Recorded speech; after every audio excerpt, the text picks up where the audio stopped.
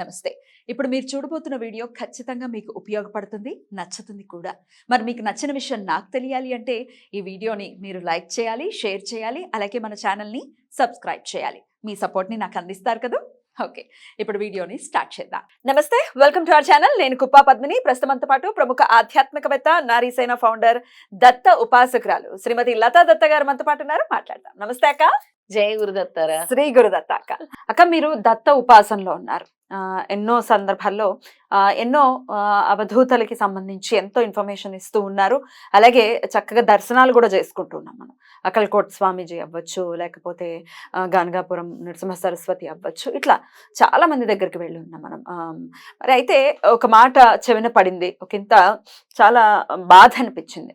అవధూతలకి దండం పెట్టడం ఏంటి, అసలు సమాధులకు దండం పెట్టడం ఏంటి, ఎటుపోతుంది ఈ సమాజం అంటూ చాలా వాళ్ళకి మేము చాలా బాధ్యతాయుతంగా మేము ప్రోగ్రామ్స్ చేసేస్తున్నాం, లేకపోతే మేము సేవ చేసేస్తున్నాము హైందవానికి అనుకునే వాళ్ళు ఇష్టం వచ్చినట్టు మాట్లాడటం అనేది జరుగుతుంది. అసలు అవధూతల జోలికి అంటే వాళ్ళని దండం పెట్టద్దు, అసలు అవధూతలు ఏంటి అంటూ మాట్లాడే వాటికి మీ సమాధానం ఏంటి? ముందుగా ఏంటంటే వాళ్ళ అజ్ఞానానికి చాలా నాకు నవ్వాలో అసలు బాధపడాలో అర్థం కావట్లేదు పద్మిని. వాళ్ళ అజ్ఞానానికి ఎందుకు అని అంటే వాళ్ళ టీఆర్పీ రేటింగ్స్ కోసం ఇష్టం ఉన్నట్టు ఒక అవధూత గురించి మాట్లాడే స్థాయి వాళ్ళకు వచ్చిందా అనే ప్రశ్న నేను వేస్తున్నాను. అసలు అవధూత అంటే ఎవరో పూర్తిగా అవగాహన చేసుకున్నారా వాళ్ళు? దత్త పరంపరలో మొత్తం అవధూతలనే ఉంటారు.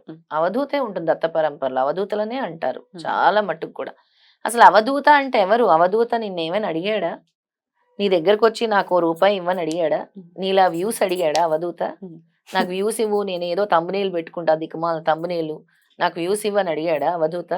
అవధూత అంటే బియాండ్ అన్నిటినీ కూడా, ద వరల్డ్ ప్రెషర్స్ ని, అంటే ఇవన్నిటినీ వదిలేసి ఆయన ఉండేది, ఆయన ఆవిడ ఎవరైనా సరే అసలు వాళ్ళు వేరే స్థాయి అంటారు కదా, ఆత్మ సాక్షాత్కారము అనేది వచ్చేసి వాళ్ళు ప్రాపంచిక సుఖాలని త్యజించి వాళ్ళు డైరెక్ట్ గా భగవంతుడితో అనుసంధానమై ఉంటారు.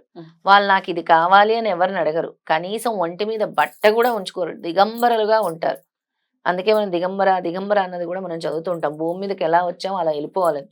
అసలు ఎక్కడ కూడా వాళ్ళకి ఒక మంచి వస్త్రం వేసుకోవటం గాని, లేదంటే తినటం గాని, ఇలాంటి సుఖాల మీద అసలు బాడీ మీద ప్రేమ గాని అసలు అలాంటివి ఉండవు కదా. సాధనాపరులు ఎక్కడో నెక్స్ట్ లెవెల్లో ఉంటారు, వాళ్ళ ఆలోచనలు గాని, లేకపోతే వాళ్ళ వైఖరి గాని కదా. అసలు వాళ్ళని చూస్తే అసహించుకుంటారు చాలా మంది. అంటే స్నానం చెయ్యరు, మురికి ఉంటుంది, అలా ఉంటుంది. అంటే వాళ్ళకి ఇంప్యూరిటీ ఒంటికి ఉంది, మైండ్కి లేదు, మనసుకు లేదు, శరీరానికి ఉంది, మనసుకు లేదు, బ్రెయిన్కి లేదు, రెండింటి కూడా ఆలోచన విధానం. ఎందుకంటే కంప్లీట్ గా భగవంతుడి మీద ఉంది. ఇంకా నా ఒంటికి ఏమంటితే ఎందుకు అనుకుంటాడు. అంటే భగవంతుడిలో లీనమైన వ్యక్తుల్ని అవధూతలు అని అంటాం.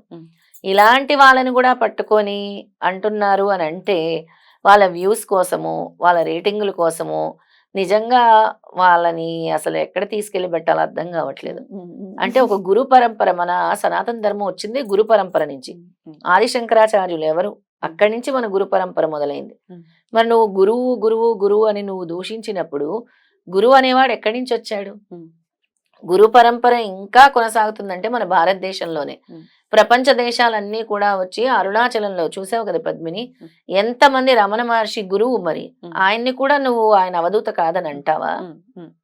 మరి ఆయనకి ఎంతమంది ఫాలోవర్స్ ఉన్నారు, మరి ఆయన సమాధులకి మొక్కటం కూడా నువ్వు అది తప్పని అంటావా? అంటున్నారు, డైరెక్ట్ గా చెప్తూనే ఉన్నారు. మరి ఎందుకు ఇంతమంది వస్తున్నారు? వాళ్ళకి ఏం వస్తుంది అక్కడ? నీకు రానిది వాళ్ళందరికి ఏమొస్తుంది, నీకు ఒక్కదానికే అది అర్థం కావట్లేదు.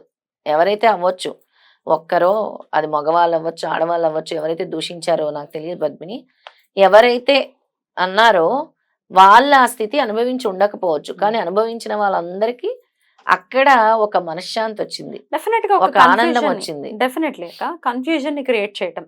ఇప్పుడు ఎండ్ ఆఫ్ ది డే అది ఒక ఎమోషన్ కదా. అవధూతలు అంటే మీరు అన్నట్టుగా అది సాక్షాత్తు అది దత్తాత్రేయుడు పరంపరే అవధూతలుగా రావడం. దత్త పరంపర అసలు అన్నవాళ్ళు ఎవరు? గురునింద దైవనింద, దాని యొక్క కర్మ చాలా ఎక్కువ ఉంటది, వాళ్ళకి అర్థం కావట్లేదు. అంటే అనేయటం చాలా సులభం, ఆ కర్మను అనుభవించినప్పుడు అయ్యో నేను ఈ పని చేశానా, నేను ఇలా అన్నానా, నేను ఇంకా రమణ మహర్షి గురించే చెప్పాను. అరుణాచలం వెళ్తున్నారు, ఉమ్, ఈశ్వరుని దర్శించుకుంటున్నారు, ఉమ్, వచ్చి రమణ మహర్షి ఆశ్రమంలో కూర్చుంటున్నారు, చాంటింగ్ చేస్తున్నారు, ఆయన సమాధికి నమస్కారం పెడుతున్నారు, అక్కడే శివలింగం ఉంది, ఉమ్. దానికి అభిషేకాలు చేస్తున్నారు. అక్కడ కూర్చున్న ప్రతి ఒక్కరు అన్న మాట, మాకు ఇక్కడ మనశ్శాంతి వస్తుంది, Yeah. మాకు ఇక్కడ ఆనందం వస్తుంది అని.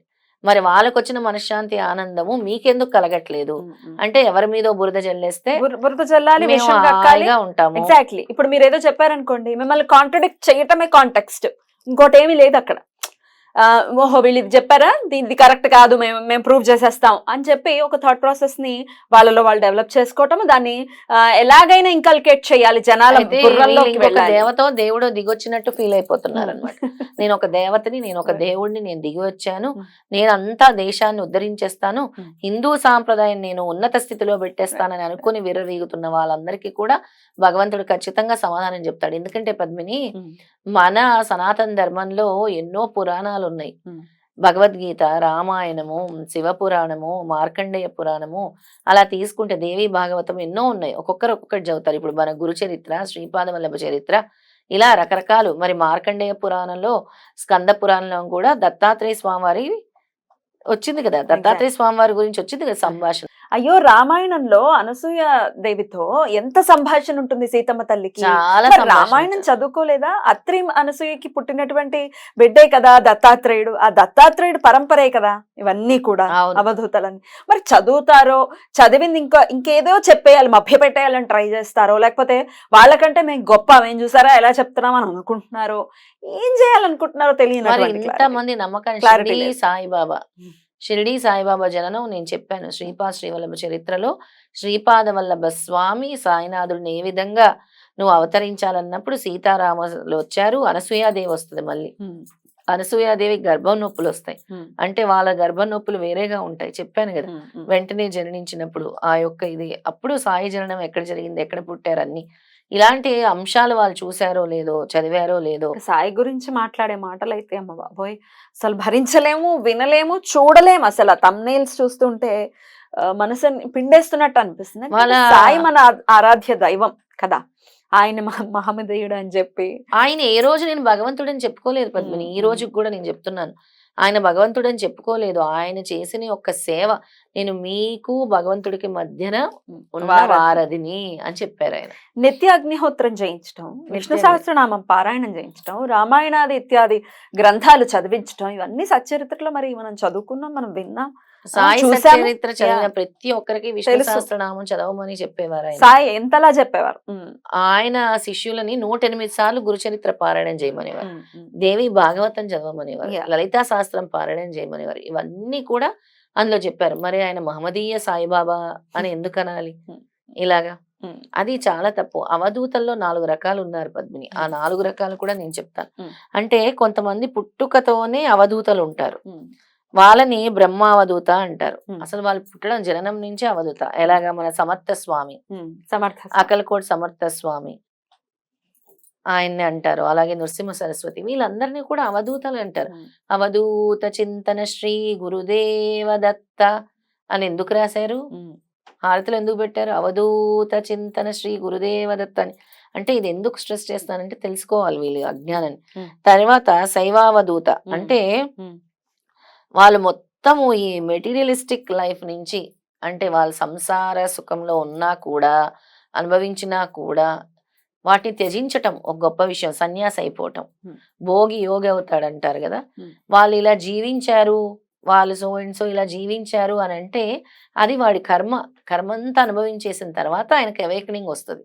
అప్పుడు ఆయన ఏం చేస్తాడు? అన్నిటిని వదిలేసి త్యజించి సన్యాసి అవుతాడు. అది ఇంకో రకం, అంటే ఇంకో వేరే లెవెల్కి వెళ్ళిపోతాడు. అంతెందుకు, మనం అన్నమయ్య సినిమా చూసే ఉంటారు కదా అందరు. అన్నమయ్య ఎలా రాసేవాడు? ముందు మరదళ్ళ మీద ఉండేది ప్రేమ, ఇద్దరు మరదళ్ళతోనే ఆడుకుంటూ, తర్వాత మొత్తము స్వామికే అంకితం. మరి అలా అయిన వాడు ఇలా అయ్యాడు కదా, అది కూడా ఉంటుంది. తర్వాత విరా అవధూత అంటే వాళ్ళు ఎప్పుడు కూడా ఎలాగా అంటే కాషాయ వస్త్రం ధరించుంటారు, నిత్యము కూడా ఇక్కడ గంధము, అందులోని సాఫ్రాన్ అంటే కుంకుమ బొట్టు పెట్టుకొని ఉంటారు. కుంకుమ పువ్వుతో చేసిన బొట్టు, మనకి గానగాపురంలో కూడా కుంకుమ పువ్వుతో చేసిన బొట్టే ఇస్తారు. ఆ బొట్టును ధరిస్తారు. ఇంకా వాళ్ళకి ఇవన్నిటితో ఏమి సంబంధం ఉండదు. వాళ్ళు ఉండేదే ఇంకా నిత్యము ఏమని అంటారు, స్వామి స్మరణతోనే ఉంటారు. ఉమ్. స్వామి స్మరణతోనే.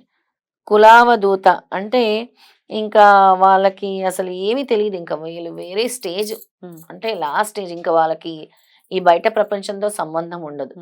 కనీసము నేను చెప్పిన ఈ వీరావధూతలు వాళ్ళకు ప్రపంచంతో సంబంధం ఉంటది. కానీ నిత్యం వాళ్ళు చేసుకుంటూ ఉంటారు. మంత్ర జపము, వాళ్ళు చేసుకునే సాధన చేసుకుంటూ వాళ్ళ దాంట్లో ఉంటారు. ఆహారం తీసుకోరు. ఇప్పుడు నాకు తెలిసిన వాళ్ళు ఉన్నారు కొంతమంది, వాళ్ళు ఒక 40-50 ఏళ్ళుగా ఆహారం తీసుకోరు. హిమాలయాల్లో ఉన్నారు మా గురువు గారు, ఆయన అసలు ఆహారమే తీసుకోరు. ఆయనకి 200 ఏళ్ళని 4 తరాల వాళ్ళు చెప్పారు మాకు. 200 ఏళ్ళ పైనే ఉంటారని. మహా అవతార్ బాబాజీ ప్రథమ శిష్యులు అంటారు వీళ్ళని. మహా అవతార్ బాబాజీ ఇప్పటికీ ఉన్నారు. మరి వాళ్ళని ఏమంటారు? అవధూతలే అంటారు కదా. ఆహారం తీసుకోకుండా ఎలా బ్రతుకున్నారు? ఒక మజ్జిగతోనే. మరి అది మీకు సాధ్యమా మాట్లాడే వాళ్ళకి? మాట్లాడే వాళ్ళకి ఏం సాధ్యం అక్క, ఇట్లా మాట్లాడటమే సాధ్యం. చాలా అంటే సాధన అసాధ్యం. సాధన అసాధ్యం, మాట్లాడడం చాలా సులభం.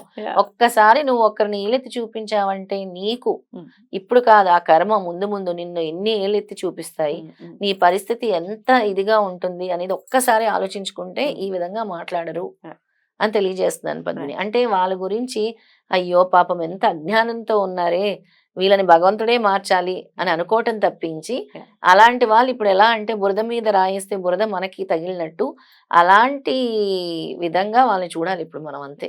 డెఫినెట్లీ వాళ్ళంత కన్ఫ్యూజన్ ఉంది. ఎట్టి పరిస్థితులు ఇప్పుడిప్పుడే స్వామికి దగ్గరవుతూ ఉన్నారు, దత్తుడికి దగ్గరవుతూ ఉన్నారు. మళ్ళీ ఇట్లాంటి ప్రలోభాల లోపల పడిపోయి ప్రలోభాలకి గురయ్యి మీరు మళ్ళీ దత్తస్వామికి దూరం అవ్వకండి. స్వామిని మనసారా కొలుచుకోండి.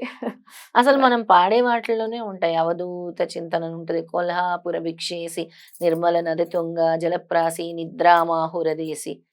అంటే నిద్ర మాహూర్లో పోతాడు దత్తాత్రేయ స్వామి అని. మరి అది షిరిడి హారతుల్లో ఉంటుంది, దత్తాత్రేయ స్వామి హారతుల్లో కూడా ఉంటుంది. ఎందుకు ఇచ్చారు అంటే ఆయనలోని ఒక అంశలే కదా ఇవన్నీ కూడా. చాలా మంది దొంగ వాళ్ళు వచ్చి ఉండొచ్చు, ఆ గుర్తించే శక్తి కూడా భగవంతుడు నీకు ఇస్తాడు. ఎవరైతే దొంగ అంటే దొంగ సాధువుల్లాగా దొంగ ఇదిలాగా వస్తున్నారో వాళ్ళ కర్మ తప్పకుండా పండుతుంది. ఎంతో కాలం ఉంచడు భగవంతుడు.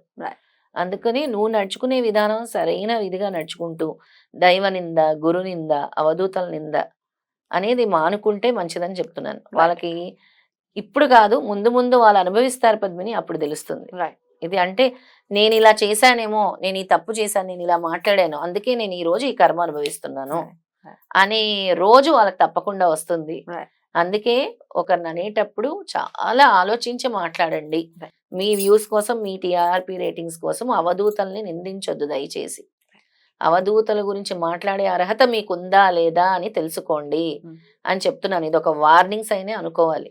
ఎందుకు అనంటే అవధూతల గురించి మీరు ఎత్తారు అనంటే ఇంకా మీరు ఎంత ఎక్స్టెంట్ కి దిగజారిపోయారు అనంటే, చెప్పాను కదా రమణ మహర్షికి ఇన్ని దేశాల నుంచి, భారతదేశంలోనే కాకుండా నేను ఎందుకు రమణ మహర్షి గారి మాటే ప్రస్తావించాను ప్రెసెంట్. మరి ఆయన్ని కూడా ఒక అవధూతగా చూస్తున్నారు, ఒక స్వామిగా చూస్తున్నారు, ఎన్ని సంవత్సరాల నుంచి చూస్తున్నారు. మరి అందరూ వచ్చి హిందూ మతాన్ని గౌరవించి ఎందుకు అక్కడ మరి అవి సమాధులే కదా. షిరిడీకి ఎందుకు ఇంతమంది వెళ్తున్నారు, అకల్కోటకి ఎందుకు ఇంతమంది వెళ్తున్నారు, పిఠాపురానికి ఎందుకు ఇంతమంది వెళ్తున్నారు? మరి పిఠాపురం అసలు పాపం తెలియక వెళ్ళిపోతున్నారు అనేది కదా వీళ్ళ కాంటెక్స్. పిఠాపురం కూడా రాంగ్ లేదంటావా? గానగాపురం ఎందుకు వెళ్తున్నారు? గానగాపురంలో సమాధి లేదు, పాదుకలు ఉన్నాయి. మరి పాదుకల్ని ఒక నమ్మకంతో వెళ్తున్నారు కదా. అరుణాచలం వెళ్తున్నారు, ఈశ్వరుని దర్శించుకుంటున్నారు, రమణ మహర్షి సమాధి ఉంది దాన్ని దర్శించుకుంటున్నారు. పిఠాపురం వెళ్తున్నారు, మరి అన్ని చోట్లకి వెళ్తున్నారుగా. మరి స్వామి ఉన్నారు, ధ్యానం చేసుకున్నారు కాబట్టి వెళ్తున్నారు, అక్కడ పవర్ ఉందని. అలా రైట్ అక్క. ఇట్లా అంటే దీని గురించి పెద్దగా మనం యాక్చువల్ గా అయితే పట్టించుకోవాల్సిన అవసరం లేదు.